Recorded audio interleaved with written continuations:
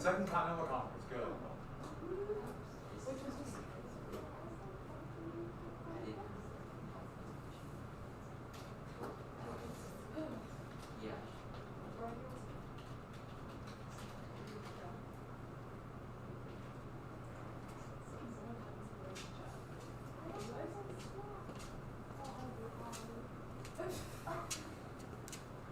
Okay, so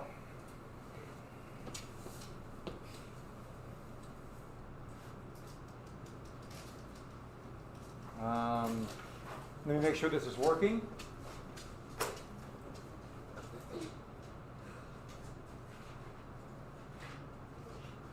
All right, let's hopefully I don't.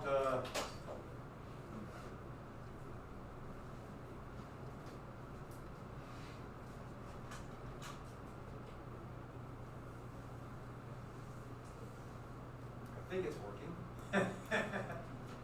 It says I'm on. All right, good. So today I get to a little bit of the Declaration of Independence, how the United States became independent, talk about the philosophy on that. And tomorrow I will give you a list for the terms for the test. I'm still trying to decide how I want to do the test. In Western Civ, we're doing a test today, and I'm having everybody who's on digital check in. And we all do it together. You have one window to do it, just that class period. So I'm trying to decide how I want to do it with us. It'll be next week. I don't know if I want to do it on Wednesday. I don't know. It's just very weird. We'll do something that it'd be the easiest, but also that we can manage and grade and still have a little bit of integrity. Okay, so went through the decide to declare independence, and this is kind of what I did also with the quiz. I reviewed about that. The British fled. The king issued the proclamation that they're all going to be disemboweled and drawn and quartered. I hope you enjoyed the description of the drawing and quartering. And during the 30 Years' War, they were very good at using the saplings to draw and quarter people. Do you remember that part I told you about where you bend two saplings over and they would tie a limb to it? And they had all kinds of vivid ways to torture people. Why did they do this? This was to terrify. But the colonists just figured, let's go all the way and just do it. So I believe this is right where I quit. We had a shortened periods on Friday because we went outside. That was Friday's day to go outside and line up for the fire drill. A little bit cooler. Well, so do you have this already? The Patriots, the Whigs. This is 25-30. Neutral. And most people just leave me alone. I'm barely making it. I'm not going to worry about it. In fact, what does it matter if it's English or a ruler here? But here's the thing. It would be the battle over the neutrals that would be decisive in this war. It's the battle over the neutrals to try to sway and win them over to the cause. And you see this to this day. In elections, we're having an election here very soon, and because of all the mail-in ballots, the election day it's going to be like election week until they finally decide. It very well could be. We might not know for a week or 2 weeks before we know who the president is after the election. It's going to be, wow, is it going to be something for a week? But most people have already decided. It's those few that undecided that really decide the election. And those are the neutrals. And I'm always fascinated by undecided voters. We'll talk a little bit more about the election when we get closer to it. But this would decide it. And the big thing is who would anger them the most? Who would anger them the most to get them to turn to the other side? And Thomas Paine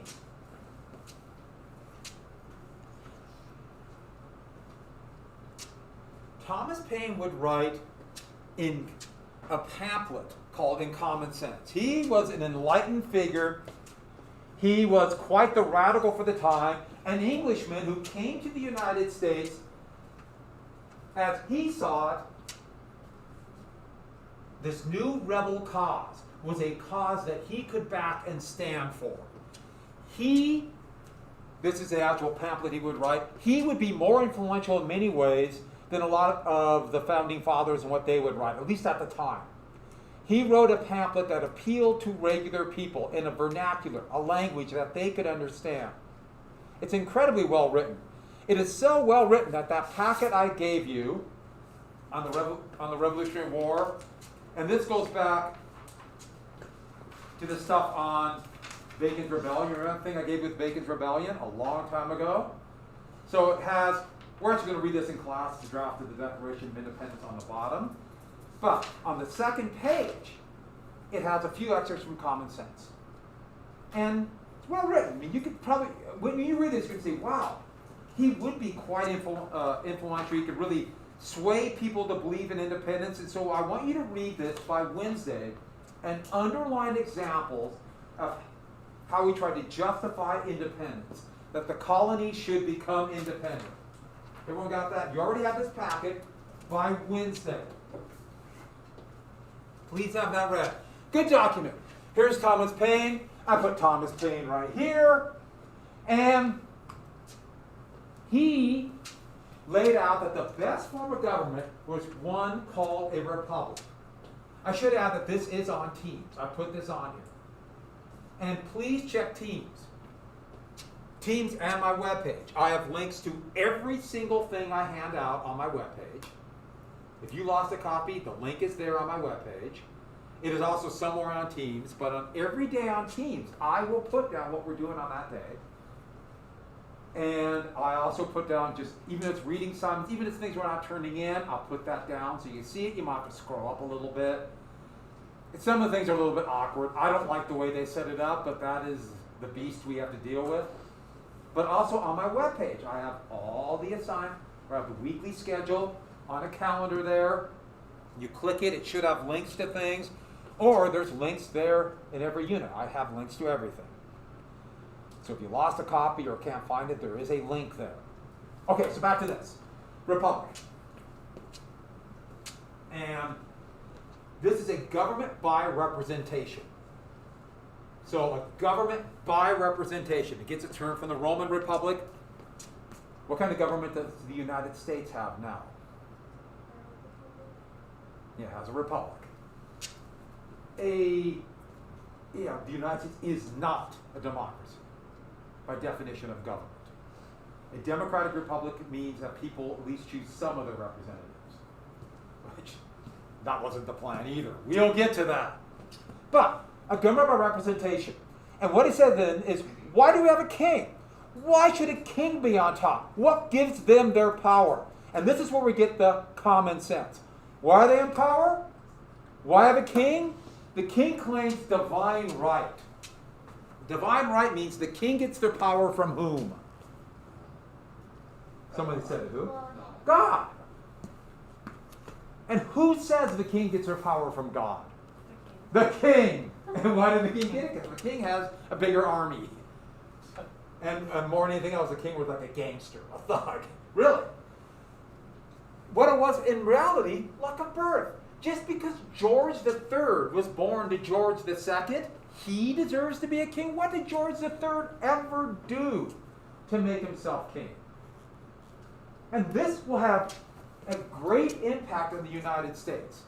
When they wrote the Constitution, it was very much going to be, and creation of the country, they didn't want it to be an aristocracy, or leadership will go to somebody of the right birth. People would be decided based upon their merit, of what they do. Now, I've got to be very clear about it. That's not exactly what happened at all. So much of it's based upon how you were born and who you know.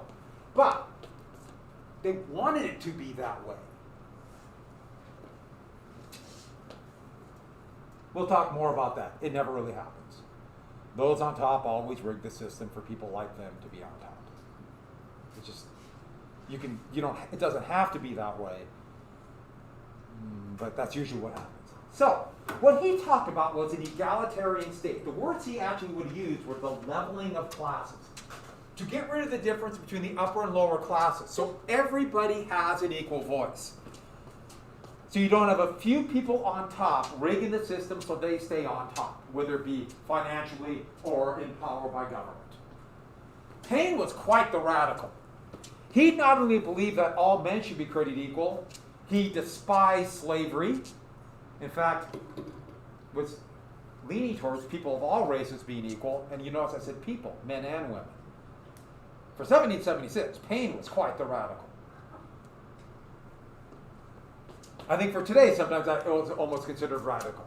And yes, Paine. Oh, I got a Paine next to John Brown and Joshua Lawrence Chamberlain right there. And then the worst man ever to live. Okay, so with that, I put him by the clock. So he had great influence. So people are reading Paine just as they're starting to talk about the Declaration of Independence. Now, for some reason, I just ended. I knew what I meant to write, but they started to draft a document that would be used to justify independence, but also to try to get allies in this war. They knew they needed some kind of document to lay it out, so they're starting to draft the Declaration of Independence. But while they're doing this, they're debating it in the floor of the tiny little, very tiny little legislative room of Independence Hall. I mean, it's smaller than this room. It is tiny. They were packed in there. Because don't forget, part of the reason they packed him in there is because heat was so hard to get, and so they stay warmer that way. So, while they're debating this, they're going to pick a committee of 5 people to draft this Declaration of Independence. 5 people. The document wasn't considered as important as the actual independence, but they're going to send it to France. These 5 people, well, the first 2 is a no-brainer. John Adams and Ben Franklin. Adams was considered to be one of the best men of letters, they would have said. A brilliant lawyer, a little bit flighty, moody. Today probably considered bipolar. Benjamin Franklin was the most famous man in America, maybe the most famous man in the world. His Poor Richard's Almanac from 20 years earlier was an international bestseller. Kind of laid out little homilies and stories and sayings about life. Have you ever heard those? God helps those who help themselves. You ever heard that? That's from Poor Richard's Almanac. And, by the way, see the letters? What state is that? It's amazing how we all know that. Know most of them. What's Montana? Yay! That came actually from the 1970s. It's pretty controversial when the post office started doing this. And now we're just used to it. So this is not from that time. It's 1970s, but I use it anyway. So, no brainer. The other 2 were incredibly well-known writers. Livingston and Sherman. Jack Sherman's one of the founding fathers. Hard to find somebody with more influence that people kind of forgot. Okay, we know New York. What's that? Yep, Connecticut. And then, at the initiative of John Adams, a man who wasn't at the First Continental Congress, was at the Second. Quiet, never said anything, a very tall redhead, by the name of Thomas Jefferson of Virginia. He was a wealthy plantation owner, known as a philosopher. He wrote the Virginia Statute on Religious Freedom and the charter for the University of Virginia. The word was gone. University. The word was gone. But pretty shy. Well, shy is not the correct word. I'm more of an introvert. At a place where everybody's debating and talking. And these 4 guys want to debate. And they want to go to City Tavern and eat and talk about this and be at the debates. That's what they thought people would remember. That was fun to them. They didn't want to sit and write this. And so Adams, part of the reason they chose him is Adams knew Jefferson might be somebody who could write this document while they go debate. And so Adams and Franklin went to Jefferson and they said, Thomas, we know You're smarter than us. You're the smartest one here. Nobody writes as well as you do. You're the best of us. You should write this. You're the only one who could do it. And what did Jefferson do? Jefferson's like, you're right. I am the smartest. How did you know I was so brilliant? And so it worked. Jefferson sat in this little candlelit room. The boarding house where he's staying, this little tiny boarding house, has been torn down, but in this spot they have another building that they have a little tiny room you can go into. Last time I was there, it was closed.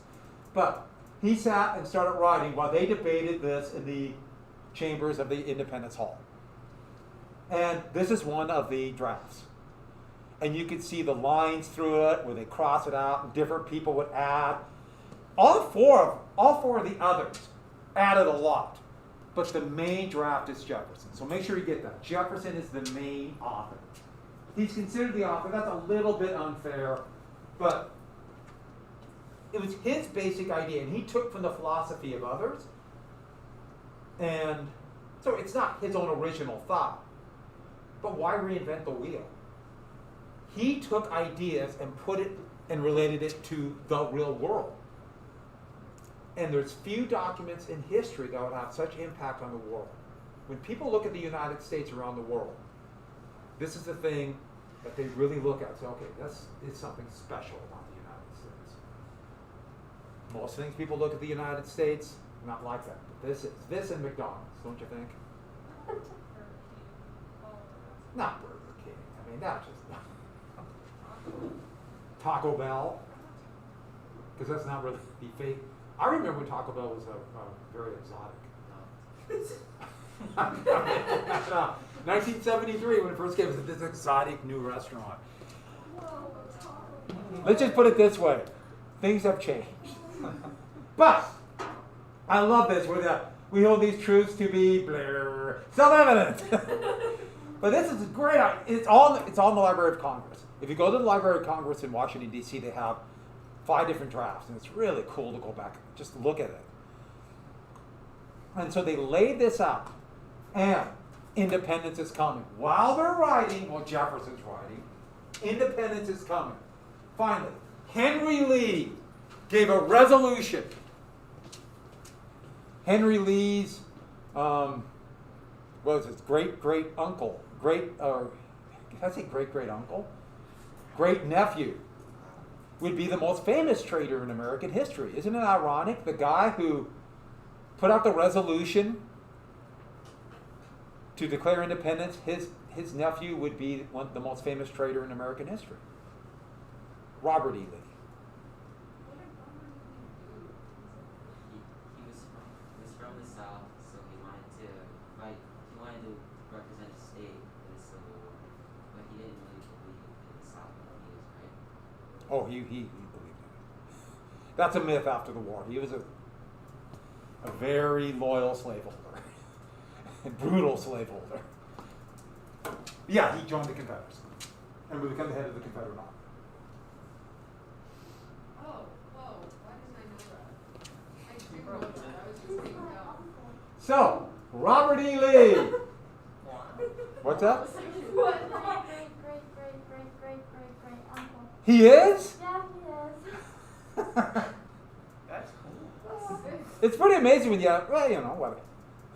I know. I learned about it like 2 years ago. My mom was like, so we were learning about it. I don't know when. And I was like, did you know that he did this? And my mom was like, yeah, he's related to you. And I was like, what? I know. So, yeah. It's funny when you find out stuff like that. I know. And you can't pick him. Yeah.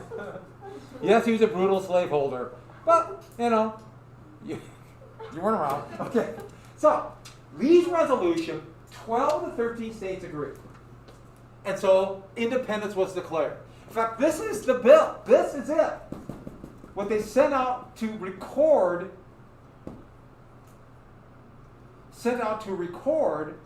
The day, the minutes. I'm sorry, the word was gone too. Hey, it's Monday. This day, the Honorable Continental Congress, there's the F, declared the United States free and independent. Did anyone see the date of Independence Day? Independence Day, July 2nd, 1776. The United States declared independence. John Adams would say this will be a day that will be celebrated throughout America, throughout history of this country. So why is it on the floor? Because it has a better ring to it. Has a better ring to it. Good answer. In fact, when they read this out, this is the bringing down to the statue of George III in New York City, Manhattan. And that's a big deal. You know, countries put up statues, people put up statues. There's lots of reasons, but the biggest is they want you to know who's in charge. We are in charge, we are great, look at our statue. You know, that's what the Romans do. They would build all these statues and tell everybody, don't mess with us, that's us, and we're great. And so it's a version of history and a version of control. I gotta be honest with you, I like historical statues, but also understand that's the reference of them. I'll get to a little bit later, I'll tell you how the statue of Thomas Francis Meagher got into Helena. That's a Civil War thing. But on that date, speaking of that, July 2nd, as we all know, is Independence Day. And what was wrong on that day, at least according to the myth? That's the picture I took of the Liberty Bell. There's also a picture of me on the side, not to show you, me looking like a kind of an idiot sitting next to it, like that. It's a horrible picture. So, and this is actually from a pamphlet they put out during the bicentennial in 1776 for the Liberty Bell. And supposedly, how did that crack get in the Liberty Bell? This guy, I guess, was ringing it so hard when they read that we are independent that the Liberty Bell cracked. Is that true? Probably. Oh, of course not. I mean, if so, that's Sounds nice. cool, though. Probably just old. It's just a When they little- forged it, there was a weak spot, and it just cracked on its own. Oh, sick. And it had not. They might have rang it on that day, but it was just the church bell. Imagine being that guy who's like, this is our independence bell. Crack. Darn it. And yeah, this bell, but it's amazing how all these myths form. And by the way, why did this myth form? The same reason Plymouth Rock became a thing. To get people to go stand in line and pay $40 to go take a picture of it. That became a tourist trap. And that's one thing, we have a lot of myths like that in history. I'll mention myths, I'll go through myths. We'll go over and over again. I've already said a few. This is one of the great myths. Independence Day was July 2nd. And they're in the Liberty Bell. By the way, it's still pretty cool. I can't remember what we paid. I think it was $20 a piece, my wife and To see a bell? I. Yeah. To see it? Yeah. Oh, you would not believe, they have this big complex. We waited in line for it. I'm just an estimate, 17 days. No food, no water. Wow. Sounds awful. It was like half hour, 17 days. No, same difference. In the span of 5 minutes. Wait, so I'm so confused. Why is there July 4th then now? I don't know. There used to not even be the number 4 before this. I made that up. That's pure knowledge. By the way, what kind of myth do we call this? We see lots of them in history. It's a zombie myth. You've never seen Plan 9 from Outer Space? Ah, the worst movie ever made. Okay, so with that. So, what about that Declaration of Independence? It was not yet ready. They were still writing it. They were still, okay, this isn't technically a legal document. The Declaration of Independence is not law. It's not law. But it lays out the founding principles of this country. But they had to write it by scribe. They were still writing. In fact, on July 3rd, almost everybody went back home. There was nobody left in Philadelphia. Nobody. And so when the document was ready, the scribe put July 4th. And they were in such a hurry, there's a couple places, but this is the most obvious. There's a little caret, and they added the word only. Because they forgot a word, like, we got to get this going. Only in there. Instead of rewriting the whole thing. And John Hancock, the smuggler, not the sharpest tack, they say, but fervent patriot, he was the president, the guy who beat the gavel at the Continental Congress. He was still there, so he signed it. He was the only one who signed it. And he made it big. Supposedly, he said that, well, if I'm signing my death warrant, I want them to be able to read my name.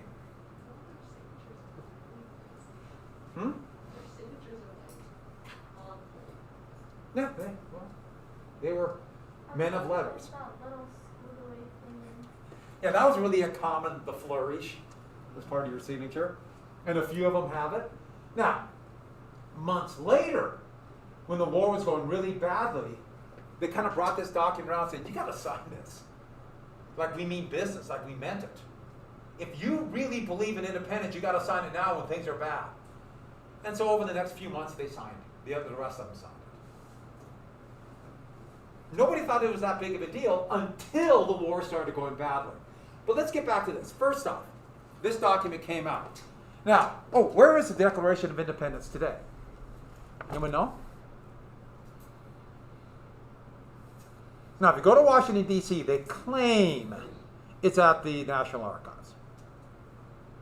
That, the Constitution, and they have another document on rotation in these big, huge displays that actually are vacuum sealed, pressure or climate resistant. They go down to a bomb shelter every night.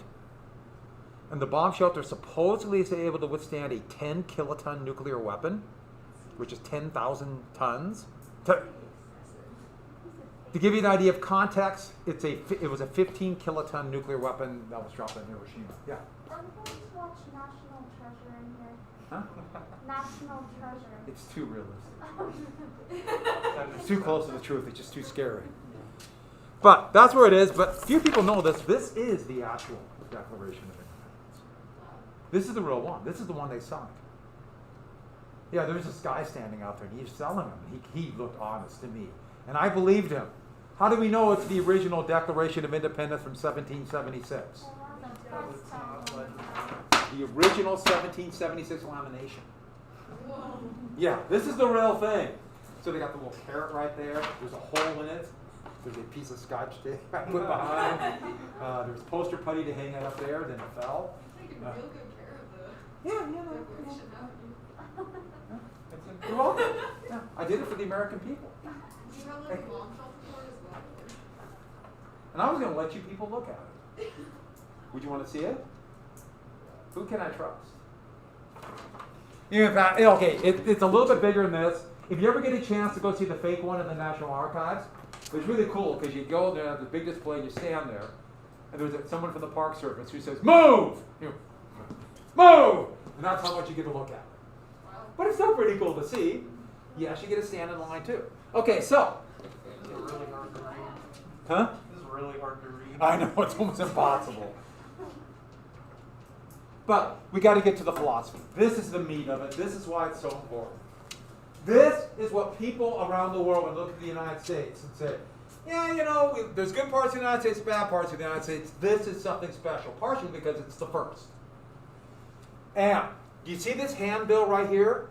This is what was sent out all over the colonies to say, hey, you're not part of the United States. Do you see it? It's also up there. There's a copy of it back there. That's not the original. I know. Somebody found one of these original handbills from that first printing in July of 1776. They found it behind a painting. They bought it at a garage sale because they thought they just liked the frame. They took this ugly painting out, and that was there. It was worth about $10 million. Oh, lucky them. Nah, they ripped it up. No, it's all there, yeah. But do you see it? It says July 4th. And because that handbill went out and informed people who had no idea they're not part of the United States, because of that, that's why the country became, or that's how it became independent, or July 4th became Independence Day. And pretty soon it just became accepted. Anybody know what's John Adams and Thomas Jefferson have in common? Huh? Both presidents, and They were friends, then enemies, then friends. That happens a lot, right? And they both died on July 4th, 1826. On that happy note.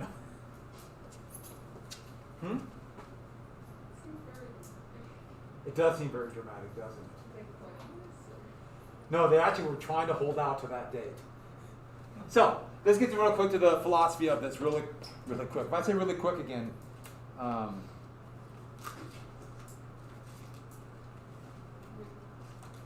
is it just me or does it seem kind of cold in here? It's very cold in here. It's gotten better. It's toasty. No. Okay, let's look at this really quick. Everybody write down. Oh, we must get to the Enlightenment first. Oh, I'm sorry. I was sitting there holding this and I forgot to do this.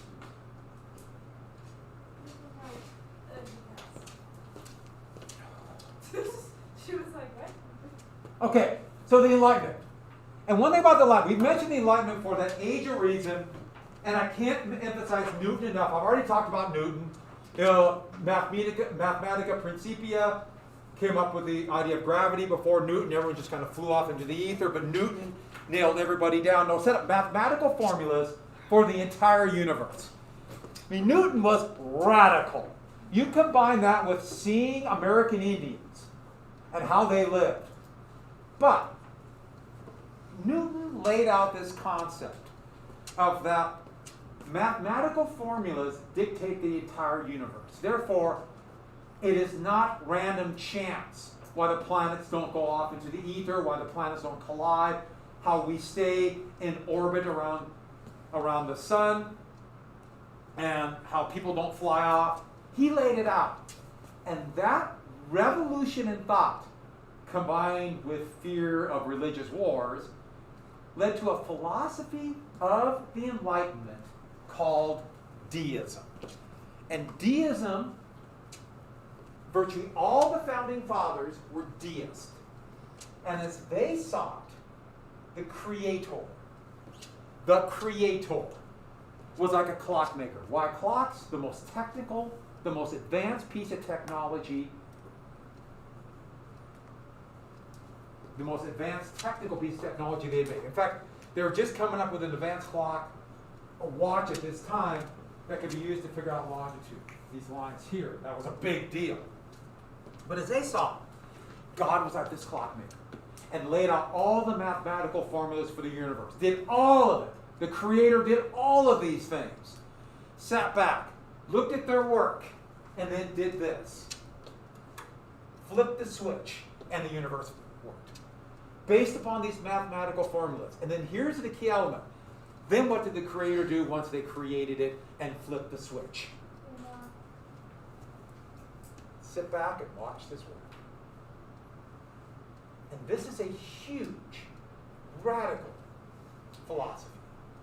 Because once it came with that idea that, okay, the Creator set that up, flipped the switch, and now we're on our own. We are on our own. Thus the concept of humanism. People are in control, aka sovereign. We are on our own.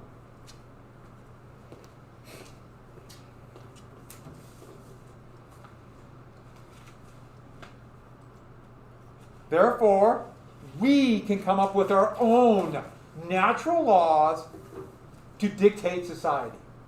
We can do this. We are on our own.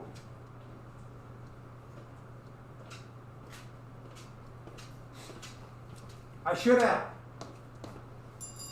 most of the founding fathers were deists, and that means by definition they are not Christian. They are not Christian. Because Christians believe in an interactive God. It depends, obviously different levels of that, but that's where we get to there. All right. On that happy note, we'll finish the Declaration of Independence tomorrow. I'll give you the review list. And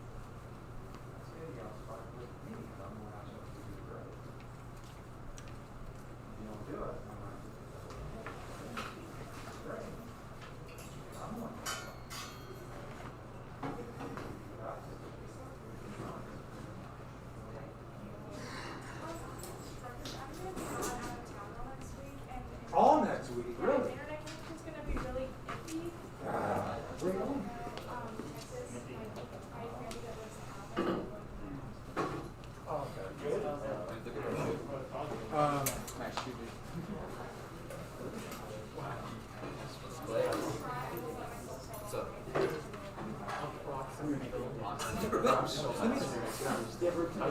I'm thinking about that too. And it uses up a lot of things.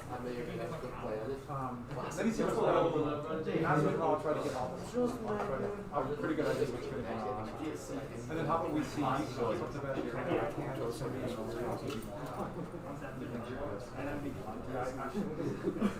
I wish we had an easy answer for that. Yes. Thank you. But I understand.